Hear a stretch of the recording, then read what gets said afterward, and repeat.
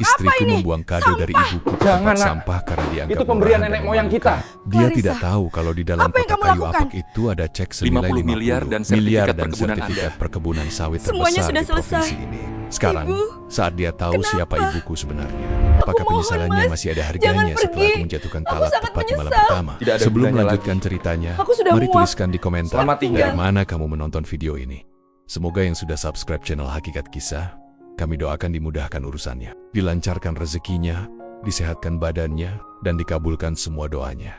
Amin. Mari kita mulai ceritanya. Aroma melati tercium sangat tajam di dalam gedung pertemuan yang mewah itu. Lampu kristal yang menggantung di langit-langit memantulkan cahaya ke segala arah, menciptakan kesan megah yang tak terbantahkan. Aku berdiri di atas pelaminan, mengenakan beskap putih yang terasa sedikit sesak di dada. Di sampingku, Clarissa tampak begitu cantik dengan kebaya modern yang bertabur payet mahal. Senyumnya mengembang sempurna setiap kali kamera memotret kami. Namun aku tahu, ada sesuatu yang ia sembunyikan di balik senyum itu. Kegelisahan itu mulai muncul saat aku melihat sosok wanita tua dengan kebaya lawas dan kain batik yang sudah agak pudar, warnanya berjalan memasuki ruangan. Itu ibuku.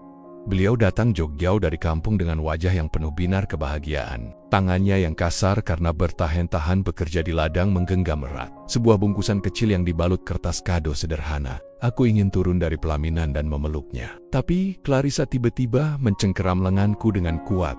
Suara bisikan Clarissa terdengar tajam di telingaku, seolah ingin menusuk gendang telingaku. Ia memintaku untuk tidak terlalu menunjukkan keakraban jika ibu mendekat. Clarissa merasa malu karena tamu-tamu yang hadir adalah rekan bisnis ayahnya dan teman-teman sosialitanya yang selalu tampil glamor. Baginya, penampilan ibu yang bersahaja adalah sebuah aib di tengah pesta yang menghabiskan biaya miliaran rupiah ini. Aku hanya bisa menelan ludah, merasakan sesak yang mulai menjalar dari ulu hati hingga ke tenggorokan. Ibu melangkah perlahan menuju pelaminan dengan senyum yang tak pernah luntur. Beliau tidak peduli dengan tatapan meremehkan dari orang-orang di sekitar yang memakai gaun-gaun mewah. Di mata ibu, hanya ada aku, anak tunggalnya yang kini sudah memulai hidup baru. Saat ibu sampai di depan kami, beliau hendak memeluk Clarissa. Namun istriku itu dengan cepat menghindar sambil pura-pura memperbaiki letak sanggulnya. Ibu nampak tertegun sejenak, tapi beliau tetap berusaha bersikap biasa saja. Tanganku bergetar saat menyalami ibu dan mencium punggung tangannya yang terasa hangat. Ibu membisikkan doa-doa yang tulus, jenis doa yang hanya bisa keluar dari mulut seorang ibu yang sangat mencintai anaknya. Beliau kemudian menyerahkan kado kecil itu ke tangan Clarissa. Dengan wajah yang terlihat sangat terpaksa, Clarissa menerimanya hanya dengan ujung jari, seolah benda itu adalah sampah yang kotor. Aku melihat binar di mata ibu sedikit meredup, namun beliau tetap memberikan senyum terbaiknya sebelum turun dari pelaminan. Sepanjang acara berlangsung, hatiku tidak tenang. Aku berkali-kali melirik ke arah meja tempat ibu duduk sendirian di sudut ruangan. Tidak ada satupun keluarga Clarissa yang menemani atau sekadar menyapa. Ibuku, mereka sibuk tertawa dan bersulang dengan tamu-tamu penting lainnya. Clarissa sendiri terus mengoceh tentang betapa tidak nyambungnya pakaian ibuku dengan dekorasi pesta ini. Kata-katanya sungguh menyakitkan, membuatku tersadar bahwa wanita yang baru saja kunikahi ini memiliki hati yang sangat berbeda dengan wajah cantiknya. Pesta yang seharusnya menjadi momen paling bahagia dalam hidupku, perlahan berubah menjadi penjara yang menyesakkan. Aku melihat ibu yang duduk tenang sambil sesekali mengusap air mata di sudut matanya, menggunakan sapu tangan lusuh. Aku tahu ibu merasa asing di tempat ini, tapi beliau bertahan hanya demi aku. Sementara itu, Clarissa terus saja memamerkan cincin berliannya kepada teman-temannya, sama sekali tidak menganggap keberadaan wanita yang telah melahirkanku itu. Setiap menit terasa seperti berjam-jam. Aku ingin segera mengakhiri sandiwara ini dan membawa ibu pergi dari tekanan tatapan mata orang-orang sombong itu. Namun, protokol acara menahanku untuk tetap diam di atas panggung sandiwara ini. Di dalam hati, aku mulai bertanya-tanya, apakah aku telah melakukan kesalahan besar dengan memilih Clarissa sebagai pendamping hidupku? Sebuah keraguan yang seharusnya tidak muncul di hari pernikahan, namun kini tumbuh subur dan mulai meracuni pikiranku. Suasana riuh rendah di gedung pernikahan perlahan mulai menyepi saat acara beralih ke sesi istirahat di ruang privat. Aku dan Clarissa masuk ke dalam ruang rias yang sangat luas, penuh dengan cermin besar dan tumpukan buket bunga dari para kolega. Clarissa segera duduk di depan meja rias, mendesah keras seolah baru saja menyelesaikan beban yang sangat berat. Ia mulai melepaskan sepatu hak tingginya dengan kasar, lalu menatap pantulan dirinya di cermin dengan tatapan yang kembali angkuh. pintu ruangan itu diketuk pelan. Aku membukanya dan mendapati ibu berdiri di sana dengan wajah yang masih tampak lelah, namun penuh ketulusan. Ibu masuk dengan langkah ragu. Tangannya masih membawa kotak kayu kecil yang tadi sempat ia berikan di pelaminan namun diletakkan begitu saja oleh Clarissa di meja samping. Ibu mendekati Clarissa, mencoba mencairkan suasana yang terasa sangat kaku dan dingin. Ibu berkata dengan suara yang sangat lembut bahwa kotak itu adalah pemberian khusus untuk kami berdua. Beliau menjelaskan bahwa meski bentuknya tidak seberapa, isinya adalah doa dan harapan agar kami tidak kekurangan dalam membangun rumah tangga. Ibu mencoba meletakkan kembali kotak kayu itu di depan Clarissa, berharap menantunya akan membukanya dengan senang hati. Namun, apa yang terjadi selanjutnya benar-benar membuat darahku berdesir hebat. Clarissa hanya melirik kotak itu dengan sudut matanya yang tajam. Ia tertawa kecil, jenis tawa yang mengejek dan merendahkan, dengan suara yang cukup keras. Ia bertanya kepada ibu apakah isinya adalah perhiasan kuno yang sudah berkarat, atau mungkin hanya kain sarung murah dari desa. Clarissa mengeluh bahwa kotak kayu itu berbau apek dan tidak pantas berada di antara barang-barang bermerek miliknya. Ia bahkan menutup hidungnya sioliola. Kehadiran ibu dan kado itu membawa kuman ke dalam ruangan tersebut. Aku mencoba menegur Clarissa dengan suara rendah, mengingatkannya untuk menjaga perasaan ibuku. Bukannya sadar, Clarissa justru semakin menjadi-jadi. Ia berdiri, mengambil kotak kayu itu dengan satu tangan, lalu menunjukkannya di depan wajahku. Ia berkata bahwa ia merasa sangat malu jika teman temonya tahu bahwa mertuanya memberikan kado yang tampak seperti barang loakan. Clarissa merasa martabatnya sebagai sosialita jatuh hanya karena kotak kayu kecil yang bersahaja itu. Tanpa diduga, Clarissa melangkah menuju tempat sampah besar yang ada di sudut ruangan. Dengan gerakan yang sangat santai, seolah-olah ia hanya membuang sisa makanan, ia melemparkan kado dari ibuku ke dalam sana. Suara benturan kotak kayu dengan dasar tempat sampah itu terdengar sangat memekakan telingaku. Aku terpaku di tempat, tidak percaya dengan apa yang baru saja kusaksikan. Dadaku terasa sesak, seperti dihantam batu besar yang sangat berat. Ibu hanya bisa berdiri mematung. Aku melihat bibirnya bergetar, mencoba menahan tangis yang mungkin sudah di ujung mata. Beliau tidak membalas hinaan Clarissa dengan kata-kata kasar. Beliau justru meminta maaf jika kado itu menyinggung perasaan Clarissa. Kesabaran ibu yang luar biasa itu justru membuat hatiku semakin perih. Aku merasa gagal menjadi seorang anak karena membiarkan wanita yang paling kuhormati dihina sedemikian rupa oleh wanita yang baru saja kujadikan istri. Clarissa kembali duduk dan mulai sibuk dengan ponselnya, seolah tidak terjadi hal besar. Ia bahkan sempat bergumam bahwa ibu lebih baik segera kembali ke kampung jika hanya ingin merusak suasana hatinya dengan barang-barang murahan. Amarahku sudah sampai ke ubun-ubun, tapi aku masih mencoba menahannya demi menjaga nama baik keluarga di depan para staf yang mungkin lewat. Namun, di dalam hati, benih-benih kekecewaan terhadap Clarissa mulai tumbuh menjadi kebencian yang nyata. Aku mendekati ibu dan merangkul bahunya yang mulai membungkuk dimakan usia. Aku membisikkan permohonan maaf berkali-kali ke telinga ibu, tapi ibu hanya mengusap lenganku dan berkata bahwa semuanya tidak apa-apa. Ibu berpamitan untuk keluar sebentar mencari udara segar, meninggalkan aku dan Clarissa dalam keheningan yang sangat mencekam. Aku menatap tempat sampah itu, lalu menatap punggung Clarissa yang tampak begitu asing bagiku sekarang.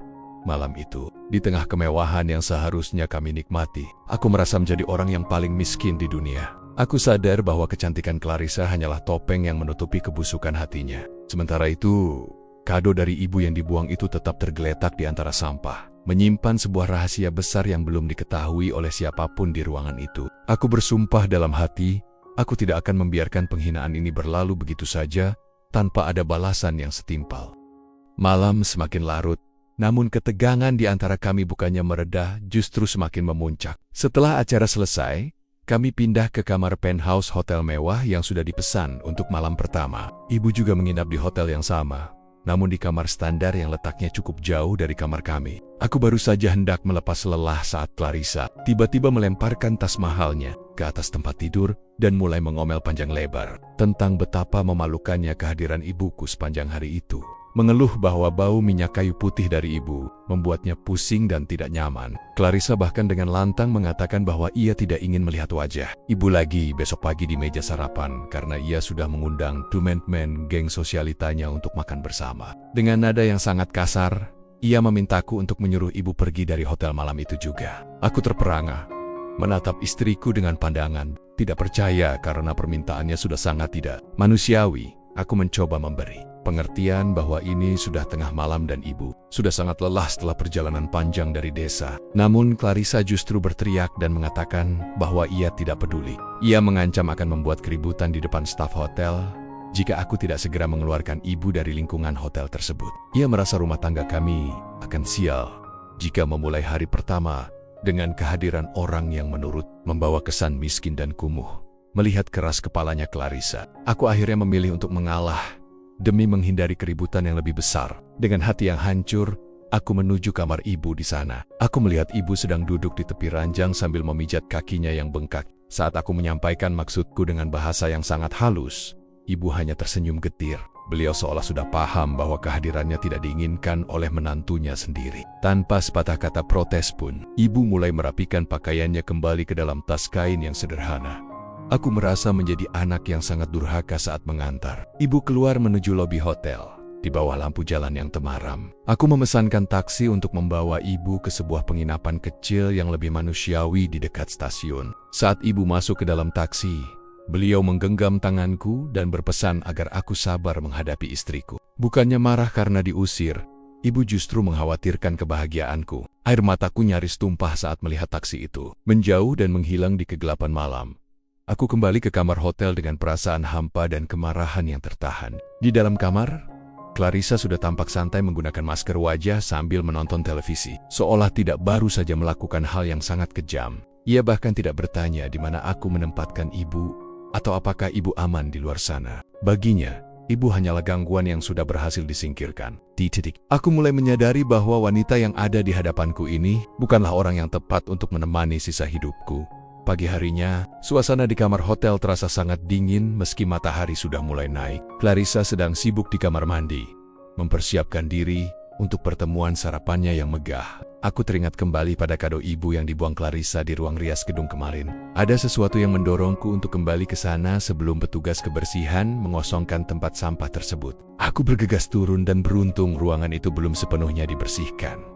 Aku menemukan kotak kayu, itu masih terselip di antara tumpukan kertas kado dan botol minuman kosong. Aku mengambilnya, membersihkan debu yang menempel, lalu membawanya kembali ke kamar. Dengan rasa penasaran yang besar, aku duduk di kursi kerja dan perlahan membuka tutup kotak kayu yang sedikit tergores itu. Bau kayu jati yang harum menyeruak, namun bukan itu yang membuat jantungku seakan berhenti berdetak sesaat. Di dalam kotak itu terdapat sebuah surat yang ditulis tangan dengan rapi oleh ibu, dan di bawahnya terdapat sebuah amplop berwarna coklat tua. Aku membuka amplop itu terlebih dahulu, dan tanganku seketika gemetar hebat. Di dalamnya terdapat selembar cek bank swasta nasional dengan nominal yang sangat fantastis, yaitu 50 miliar rupiah. Aku mengucek mataku berkali-kali, berpikir bahwa mungkin aku salah melihat angka 0 yang berderet di sana. Namun, itu nyata. Cek itu ditandatangani langsung oleh ibu, dengan stempel resmi sebuah perusahaan perkebunan besar. Aku kemudian membaca surat dari ibu, dengan air mata yang mulai menetes. Dalam surat itu, ibu menjelaskan bahwa selama puluhan tahun di desa, beliau mengelola lahan sawit dan karet milik keluarga yang kini luasnya sudah mencapai ribuan hektar. Ibu sengaja tetap berpenampilan sederhana dan hidup seperti orang biasa karena beliau tidak ingin sombong dan ingin melihat siapa orang yang tulus mencintaiku tanpa melihat harta. Ibu menulis bahwa uang itu adalah hadiah kecil untuk kami membeli rumah baru sebagai modal awal pernikahan.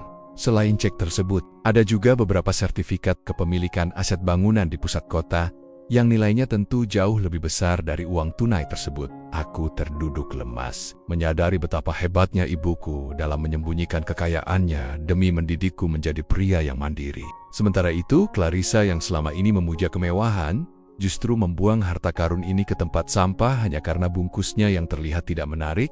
Tiba-tiba pintu kamar mandi terbuka, dan Clarissa keluar dengan gaun merahnya yang mencolok. Ia melihatku memegang dokumen-dokumen itu dan bertanya dengan nada mengejek, apa yang sedang aku baca. Ia bahkan sempat tertawa dan mengira aku sedang memegang brosur pinjaman bank karena kesulitan biaya pernikahan. Aku hanya menatapnya dengan pandangan dingin, menyimpan kembali cek dan surat itu ke dalam saku jas. Sebuah rencana besar mulai terbentuk di kepalaku untuk memberikan pelajaran yang tidak akan pernah ia lupakan seumur hidupnya. Clarissa berdiri di depan cermin, memoles bibirnya dengan lipstik merah menyala sambil bersenandung kecil. Ia tampak sangat puas dengan penampilannya pagi itu, seolah tidak terjadi apapun semalam. Saat ia berbalik dan melihatku masih terdiam dengan wajah kaku, ia justru tertawa mengejek. Ia bertanya, mengapa aku tampak seperti orang yang baru saja kehilangan arah. Ia bahkan menyindir bahwa mungkin aku sedang stres memikirkan cicilan gedung yang menurutnya sangat mahal. Padahal aku tahu dialah yang memaksaku menyewa tempat semewah itu.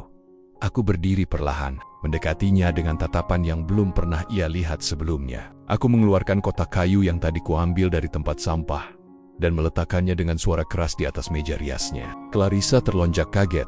Wajahnya berubah menjadi merah karena marah. Ia membentakku, bertanya mengapa aku membawa kembali sampah itu ke dalam kamar mereka yang bersih. Ia bahkan mencoba untuk menyapu kotak itu dengan tangannya agar jatuh kembali ke lantai. Namun, sebelum tangannya menyentuh kotak itu, aku segera membuka tutupnya dan mengeluarkan cek bernilai 50 miliar rupiah tersebut tepat di depan matanya. Clarissa terdiam seketika. Matanya melotot tajam, mencoba membaca deretan angka 0 yang berjejer rapi di atas kertas berharga itu. Ia sempat tertawa gugup, mengira bahwa itu hanyalah cek mainan atau sekadar lelucon untuk menghibur dirinya. Namun, saat ia melihat stempel resmi dan tanda tangan ibuku yang sangat sah, tubuhnya mulai gemetar.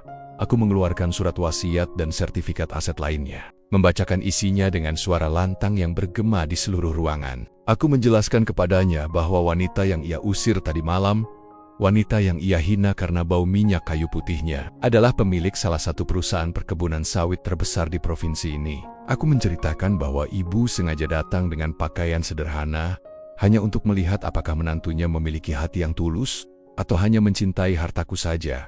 Wajah Clarissa seketika pucat pasi, seperti tidak ada darah yang mengalir di sana. Ia mencoba meraih cek itu dengan tangan yang gemetar, namun aku segera menjauhkannya. Ia mulai merubah nada bicaranya menjadi lembut dan penuh kepura-puraan. Ia berkata bahwa ia hanya sedang hilaf karena kelelahan acara pernikahan. Ia mencoba memelukku, merayu dengan kata-kata manis, bahwa kami bisa menggunakan uang itu untuk pindah ke luar negeri dan hidup seperti raja dan ratu. Melihat perubahan sikapnya yang begitu cepat, justru membuatku merasa mual. Keserakahannya tampak begitu nyata dan menjijikkan. Ia tidak menyesal karena telah menyakiti hati ibuku. Ia hanya menyesal karena telah membuang kesempatan untuk menguasai uang sebanyak itu. Aku menepis tangannya dengan kasar, membuat ia tersungkur di atas kursi. Amarah yang selama ini kupendam kini meledak sepenuhnya. Menyadari bahwa pernikahan ini adalah sebuah kesalahan besar yang harus segera aku akhiri. Clarissa mencoba berlutut di kakiku. Air mata buayanya mulai mengalir membasahi pipinya yang bermakeup tebal. Ia memohon ampun dan berjanji akan menjemput ibu sekarang juga untuk meminta maaf secara langsung. Ia bahkan berkata bersedia mencium kaki ibu asalkan aku tidak marah lagi. Namun bagiku, semuanya sudah terlambat. Luka yang ia goreskan di hati ibu semalam tidak bisa dihapus hanya dengan kata maaf yang didasari oleh ketamakan akan uang 50 miliar. Aku menarik napas dalam-dalam, merasakan sesak di dadaku perlahan mulai menghilang, berganti dengan ketetapan hati yang bulat. Aku menatapnya lurus-lurus dan mengatakan bahwa pernikahan yang baru berjalan beberapa jam ini sudah berakhir. Aku menjatuhkan talak kepadanya dengan suara yang tenang namun sangat tegas. Mendengar kata cerai itu, Clarissa berteriak histeris. Ia tidak menyangka bahwa aku akan berani mengambil keputusan se-ekstrim itu tepat di hari yang seharusnya menjadi hari paling bahagia kami. Aku segera mengemas pakaianku ke dalam koper. Tidak peduli dengan teriakannya yang mulai memaki-maki, ia mengancam akan menuntutku dan mengambil setengah dari harta yang kumiliki. Aku hanya tersenyum sinis dan mengingatkannya bahwa kami memiliki perjanjian pranikah yang ia tanda tangani sendiri, di mana harta yang didapat dari warisan atau pemberian orang tua tidak bisa dibagi jika terjadi perceraian. Ia tampak terpaku, menyadari bahwa ia tidak akan mendapatkan sepeser pun dari kekayaan ibuku. Tanpa mempedulikan tangisannya yang semakin menjadi-jadi, aku melangkah keluar dari kamar hotel itu. Aku menghubungi ibu dan memintanya untuk menungguku di stasiun. Aku ingin segera membawanya kembali ke desa, ke tempat di mana ia dihormati dan dicintai, jauh dari orang-orang sombong seperti Clarissa dan keluarganya. Aku merasa beban yang sangat berat di pundakku baru saja terangkat. Aku lebih baik hidup sederhana bersama ibuku daripada hidup mewah dengan wanita yang tidak memiliki rasa hormat sedikit pun. Saat aku berjalan menuju lobi, aku melihat orang tua Clarissa sedang menunggu dengan wajah sumringah. Mungkin menanti kabar tentang pembagian harta atau hadiah pernikahan. Aku melewati mereka begitu saja tanpa menyapa, membiarkan mereka bingung melihat menantunya pergi membawa koper di pagi hari. Aku tahu, setelah ini hidup mereka akan berubah menjadi neraka karena mereka telah menggantungkan seluruh hutang keluarga mereka pada pernikahan ini. Aku sampai di stasiun dan menemukan ibu sedang duduk tenang di kursi tunggu. Saat melihatku datang, beliau tidak bertanya mengapa aku membawa koper atau di mana Clarissa. Beliau seolah sudah tahu apa yang terjadi hanya dengan melihat mataku. Ibu hanya tersenyum dan merangkulku, memberikan ketenangan yang tidak pernah kudapatkan dari siapapun. Kami naik ke kereta api menuju kampung halaman, meninggalkan kemewahan palsu yang hampir saja menghancurkan hidupku. Beberapa minggu setelah kepulanganku ke desa, kabar tentang hancurnya keluarga Clarissa mulai sampai ke telingaku melalui beberapa kawan lama. Ternyata, pesta pernikahan mewah yang kami gelar tempo hari bukanlah hasil dari kekayaan mereka yang melimpah, melainkan tumpukan hutang yang sengaja dibuat untuk menjaga gengsi. Ayah Clarissa telah menggadaikan hampir seluruh aset mereka untuk membiayai gaya hidup mewah dan pernikahan tersebut, dengan harapan bahwa setelah menikah, aku akan melunasi semua beban finansial keluarga mereka.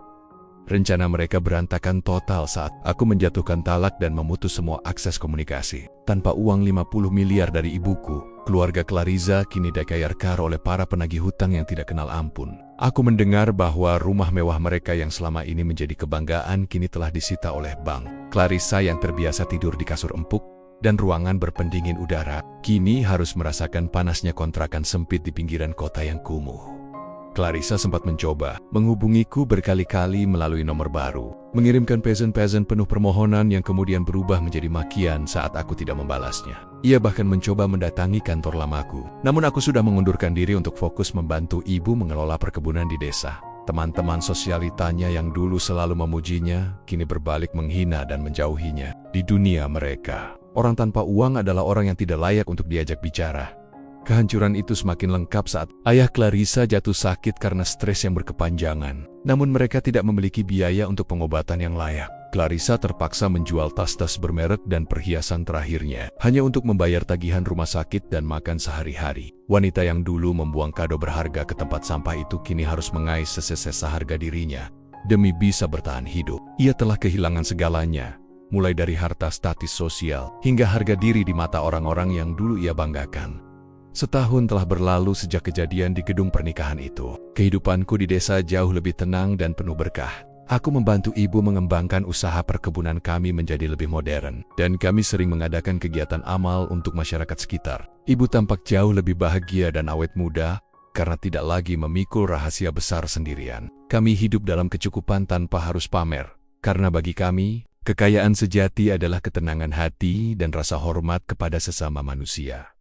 Suatu sore, saat aku sedang bersantai di beranda rumah sambil menonton berita di televisi, aku melihat sebuah liputan tentang kondisi kemiskinan di ibu kota. Kamera tanpa sengaja menangkap sosok wanita yang sedang duduk lesu di depan sebuah warung makan kecil, mengenakan pakaian yang kusam dan wajah yang tampak jauh lebih tua dari usia aslinya. Aku mengamati dengan saksama, dan jantungku berdegup kencang saat menyadari bahwa wanita itu adalah Clarissa. Ia kini bekerja sebagai buruh cuci keliling untuk menghidupi dirinya dan ibunya. Di sisi lain layar televisi, muncul berita tentang penghargaan yang baru saja diterima oleh perusahaan. Ibuku sebagai pengelola perkebunan paling sukses dan dermawan tahun ini. Wajah ibu terpampang jelas di layar dengan senyumnya yang sangat tulus. Aku membayangkan jika Clarissa melihat berita itu, betapa hancur hatinya menyadari bahwa orang yang dulu ia hina sebagai orang desa adalah kunci menuju kemewahan yang selalu ia impikan. Ia telah membuang cek 50 miliar dan masa depan yang cerah hanya karena kesombongan sesaat.